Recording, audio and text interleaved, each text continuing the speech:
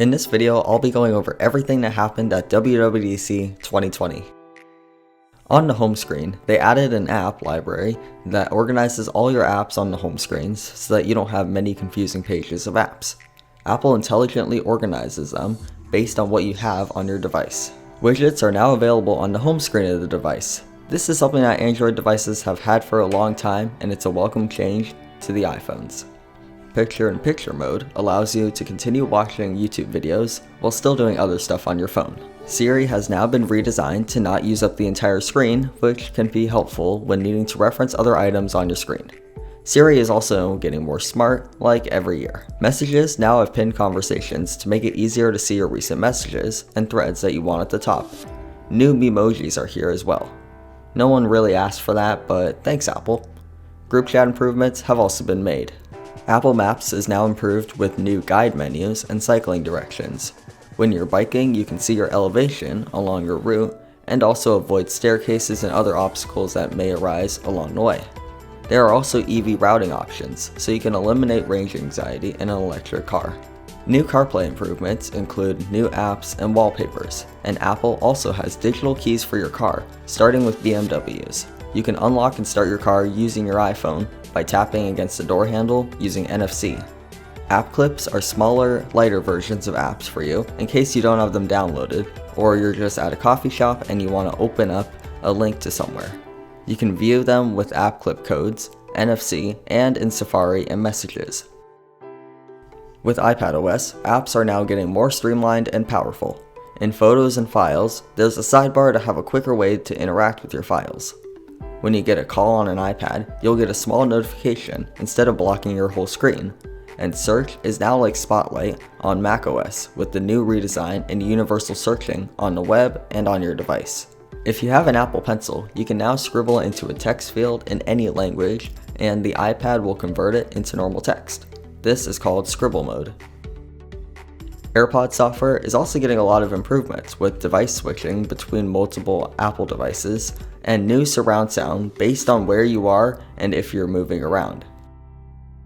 In WatchOS 7, developers can make new app complications on the watch faces. Maps in WatchOS now have biking directions, like in iOS 14. The Workout app now tracks new fitnesses like dancing. When you view your workouts, the fitness app has also been redesigned. Sleep tracking is finally here on Apple Watches. The Apple Watch can help you create a bedtime routine that will send messages to your phone when you need to get to sleep. When you wake up, there's a more calm watch face to get your day started. In case you don't wash your hands at all, or just not long enough, the Apple Watch will count down when it detects that your hands are being washed. In a world full of face masks and viruses, this is a good reminder for people to keep up their hygiene throughout the day. Apple partnered with more companies to make setting up or adding new devices easier. Adaptive lighting options are available to change the color of lights throughout the day. Your cameras will now be able to set zones around your yard if you only want alerts of people going onto your property, or wherever you set the zone to. With Siri, you can also view those cameras just by using your voice. With Apple TV, there's now full 4K AirPlay sharing, and that's there for your whole family if they want to share whatever is on their device. New Apple TV Plus originals are coming as well. Other than that, that's pretty much it for tvOS. Big Sur is the new name for macOS. Depth, shading, and translucency are here to help you stay focused on the tasks you have. The dock now has a new floating design, and all the icons are now redesigned with depth and rounded corners. The menu bar is now translucent and blends into the background. The control center is completely redesigned with rounded icons and a very iPhone-like interface. Notification Center brings all your notifications and widgets into a newer and cleaner interface. Messages on the Mac has better photo and text search features, and memojis on the Mac. Maps on the Mac has a favorites menu, and your friends can share their ETA with you, and you can see their progress on the way to their destination. Safari got a lot of updates to make it faster, more power efficient, and more privacy transparent. Extensions in Safari are similar to Chrome, but different. You can add them in the App Store and choose when you want to turn them on, instead of the extensions always having access to your tabs at any time. Tabs are now easier to see with new icons, and when you hover over them, you can see a preview of the page. But the Mac has a big change coming. The Mac is finally transitioning to Apple's own silicon.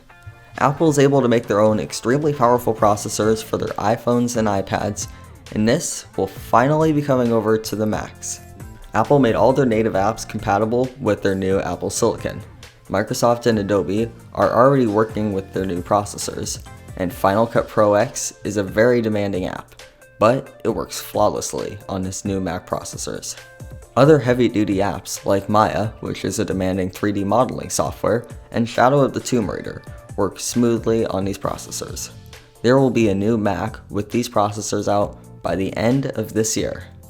This is big news for Apple and their consumers that will buy these Macs for all sorts of use. In my opinion, this is the most important part of this year's WWDC 2020. This year's WWDC was a really fun one in my opinion, and I hope they'll consider doing something like this again. If you have any thoughts or comments, please drop them in the comment section below. And give this video a like as well if you found it helpful in any way, and consider subscribing to more tech content every week. I'll see you next time on Tech Device News.